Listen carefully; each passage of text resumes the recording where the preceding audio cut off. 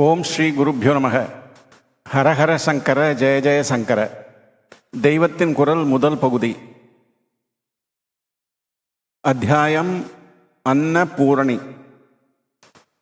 நம் தேசத்தில் மட்டுமென்றில்லை, லோகம் முழுக்க துர்பிஷம் அதிகமாகி வருகிறது.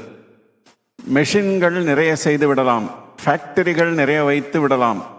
ஆனால் பயிர் பச்சைகள் வளர்வது நம் கையில் இல்லாமல் இருக்கிறது. தானிய சம்ருத்தி இருந்தால் ஒழிய வயிறு நிரம்பினாலன்றி பாக்கி என்ன சுபிக்ஷம் செய்து கொண்டாலும் மொத்தத்தில் துர்பிஷமாகத்தான் இருக்கிறது. பயிர் பச்சை விளைச்சலுக்கு நம்முடைய அகட விகட சாமர்த்தியங்களால் பிரயோஜனமில்லை. என்ஜினியர் அணை கட்டலாம், ஆனால் மழையை பெய்விக்க அவரால் முடியாது. ஜெகன் மாதாவான அன்னபூர்ணேஸ்வரியை எல்லாரும் மனசார பிரார்த்தித்து கொண்டால்தான் விமோசனம் உண்டு. அவளே நாம் செய்கிற மகா பாபங்களையும் க்ஷமித்து தானிய சம்ருத்தியை அனுகிரகிப்பாள்.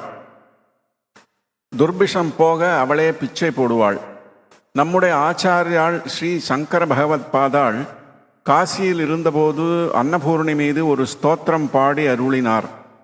அதில் ஸ்லோகம் முடிவிலே கருணையின் பற்று கொம்பாக இருக்கிற அம்மாவே அன்னபூர்ணேஸ்வரியே பிச்சை போடு என்று உருக்கமாக வேண்டிக் கொள்கிறார். பிக்ஷாம் தேஹி கிருபாவலம்பனகரி மாதா அன்னபூர்ணேஸ்வரி. தேஹி போடு என்றால் அவருக்கில்லை, அவருக்கு பிக்ஷை ஜாம் ஜாம் என்று நடந்து கொண்டிருக்கும்.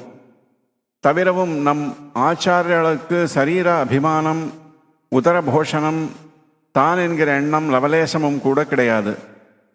கிரகச்சன் என்ற காபாலிகன் அவரிடம் ஒரு சக்கரவர்த்தி அல்லது சந்நியாசியின் தலையை பலி கொடுத்தால் தனக்கு கபாலியின் தரிசனம் கிடைக்கும் என்றான்.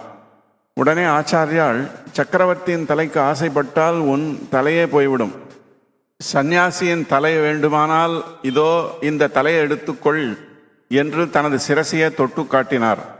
அப்புறம் ஈஸ்வர சங்கல்பத்தால் கதை மாறி போயிற்று. அது வேறு விஷயம். இப்போது நான் அந்த கதையை சொல்ல வரவில்லை. ஆச்சாரியாளுக்கு கொஞ்சம் கூட அகங்கார மமகாரமே கிடையாது, தேகாபிமானமே கிடையாது என்பதற்காக இதை சொன்னேன். அப்படிப்பட்டவர் பிக்ஷாம் தேகி பிச்சை போடு என்றால் என்ன அர்த்தம்? இந்த ஸ்தோத்திரத்தின் கடைசி ஸ்லோகத்தை பார்த்தால் அர்த்தம் புரியும். அதில் எனக்கு பார்வதியே அம்மா, பரமேஸ்வரனே அப்பா, சிவபக்தர்களெல்லாம் பந்துக்கள், மூ உலகமும் வீடு என்கிறார். எனவே தேகி பிச்சை போடு என்று அவர் கேட்கிற போது திரிலோகங்களுக்கும் பிச்சை போடு என்று பிரார்த்திப்பதாகவே அர்த்தமாகிறது. அதோடு தனக்கு என்றே வேண்டிக் கொள்கிற நம்மாதிரி இருக்கப்பட்டவர்கள் பாராயணம் செய்வதற்கு பொருத்தமாக இப்படி பிரார்த்தனை செய்திருக்கிறார். அன்னபிக்ஷை மட்டும் பிரயோஜனமில்லை. முடிவில் ஞானமில்லாமல் வெறுமே தின்று தின்று ஊனை வளர்த்து பிரயோஜனமில்லை. கையில் க்ஷீரான்ன பாத்திரமும் கரண்டியும் வைத்துக்கொண்டு அன்புருவாக உணவு போடும் அன்னபூர்ணி இந்த ஞானத்தையும் விசேஷமாக அனுகிரகிக்கிறாள். ஞான வைராக்கிய பிச்சையைத்தான் ஆதிசங்கரரும் முடிவாக கேட்கிறார். காஞ்சி காமாட்சியில் அன்னபூர்ணேஸ்வரியும் அடக்கம். காமாட்சி 2 நாழி நெல் கொண்டு 32 அறங்களை வளர்த்தாள். அதில் அன்னதானம் ஒன்று. காமக்கோட்டத்தில் அன்னபூரணி சந்நிதி இருக்கிறது. காஞ்சியில் ஓணகாந்தன் தளியில் இருக்கும் சுவாமியை பாடும் சுந்தரமூர்த்தி சுவாமிகள் காமக்கோட்டத்தில் அன்னபூரணியே இருக்கும் போது நீர் ஏன் பிக்ஷாண்டியாக அலைகிறீர் என்று கேட்கிறார். வாரிரும் குழல் வாழ் நெடுங்கண் மலைமகள் மதுவிம்மு கொன்றை தாரிருண் தடமார்பு நீங்கா தையலாள் உலகுய்ய வைத்த காரிரும் பொழில்கச்சி மூதூர் காமக்கோட்டம் உண்டாக நீர் போய் ஊரிடும் பிச்சை கொள்வதென்னே ஒன்காந்தற் களி உளிரே.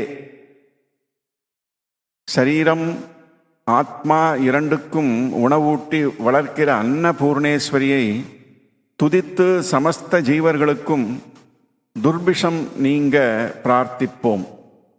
பாபம் செய்வதற்கு தண்டனையாக துர்பிஷத்தில் கஷ்டப்படுபவர்களுக்கு காமாட்சியேயான அன்னபூரணி கருணை பாலிக்கிறாள். பசி என்பது பாபிக்கும் வரக்கூடாது. கேரளத்தில் செருக்குன்னம் என்று அன்னபூர்ணா க்ஷேத்திரம் இருக்கிறது. அங்கே சேவார்த்திகளுக்கெல்லாம் சாப்பாடு போடுகிறார்கள். அது மட்டுமில்லை, ராத்திரி வேளையில் கோயிலுக்கு பக்கத்தில் ஒரு மரத்தில் ஒரு சோற்று மூட்டையை கட்டி வைத்திருக்கிறார்கள். ராக்காலத்தில் அந்த பக்கமாக பசியோடு போகிற திருடர்களும் கூட பசியாற வேண்டும் என்று இந்த ஏற்பாடு. இத்தனை கருணையோடு ஓர் அம்மா இருக்கிற போது இன்றைக்கு லோகத்தில் இவ்வளவு துர்பிக்ஷை இருக்கிறது என்றால் இதிலிருந்து நாம் எத்தனை பாபம் செய்திருக்கிறோம் என்பதைத்தான் தெரிந்து கொள்ள வேண்டும். சரக சம்ஹிதையில் ஆத்ரேயர் சொல்வதாக வருகிறது, ஒரு தேசத்திலோ நகரத்திலோ கிராமத்திலோ ஆட்சியில் இருக்கப்பட்டவர்கள் தர்மம் தவறி நடந்தால் அவர்களைச் சேர்ந்த ஜனங்களும் இதே போக்கை அனுசரிக்க வேண்டியதாகிறது. இப்படி அதர்மம் ரொம்பவும் பரவுகிற போது தேவர்கள் இவர்களை கைவிட எண்ணுகிறார்கள். தேவர்கள் என்றால் இயற்கை சக்திகளை நடத்துகிற ஈஸ்வரனின் அதிகாரிகள்.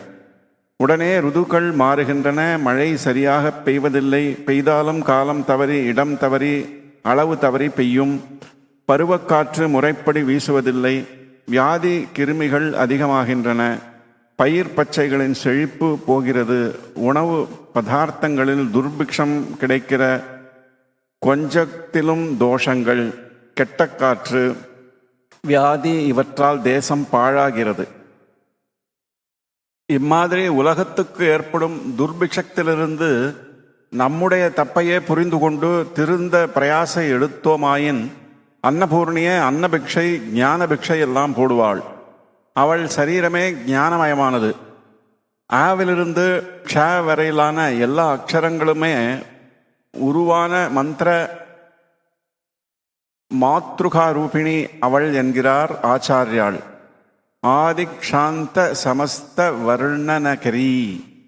இப்படிப்பட்ட சரீரம் படைத்தவள் ஆதலால் நம் சரீரத்தை மட்டுமன்றி அறிவையும் வளர்க்கிற பிக்ஷையை போட்டு ஞானம் தருவாள்.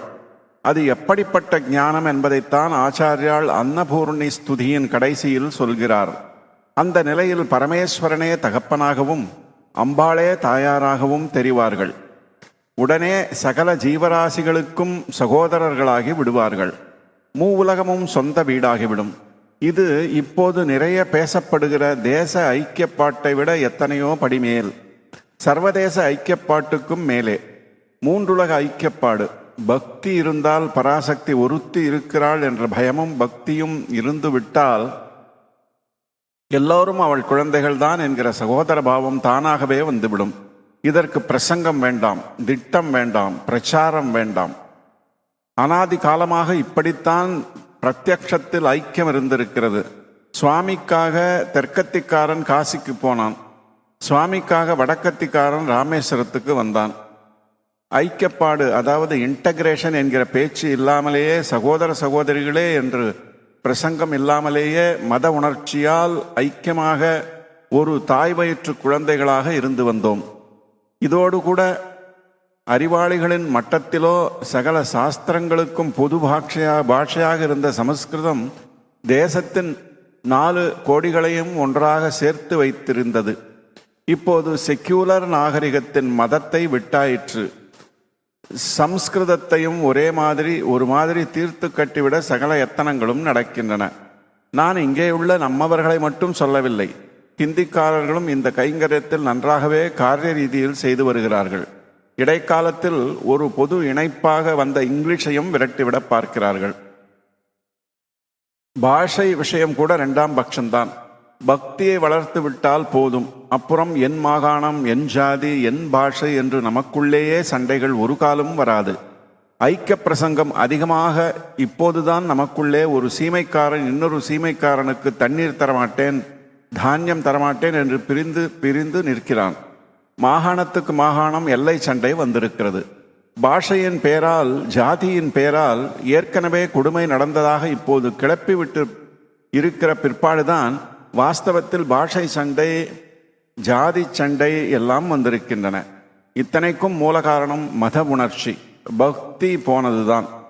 ஜனங்கள் எல்லோரையும் ஒன்றாக கட்டி போட்ட மதமும் பக்தியும் போனதும் சமூகத்திலேயே கெட்டுப்பட்டு போய்விட்டது.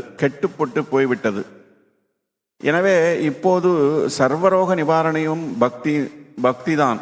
உண்மையான ஈஸ்வர பக்தியானது அவன் குழந்தைகளான சகலரிடமும் அன்பாகத்தான் பரிணமிக்கும். அப்புறம் பரஸ்பர சமுதாயத்தை தவிர வேறெதற்கும் இடமே இராது. அன்பே சிவம் என்கிறார் திருமூலர். அதுவே அறிவு. அறிவான தெய்வமே என்கிறார் தாயுமானவர். இந்த அன்பையும் அறிவையும், அன்பேயான அறிவை அன்னபூரணி நமக்கெல்லாம் பிக்ஷை போட பிரார்த்திப்போம். ஆதி ஆச்சாரியாள் செய்த பிரார்த்தனையும் இதேதான். அன்னபூர்ணே சதாபூர்ணே சங்கர பிராணவல்லபே ஞான வைராக்கிய சித்தியர்த்தம் பிக்ஷாம் தேகி ச பார்வதி.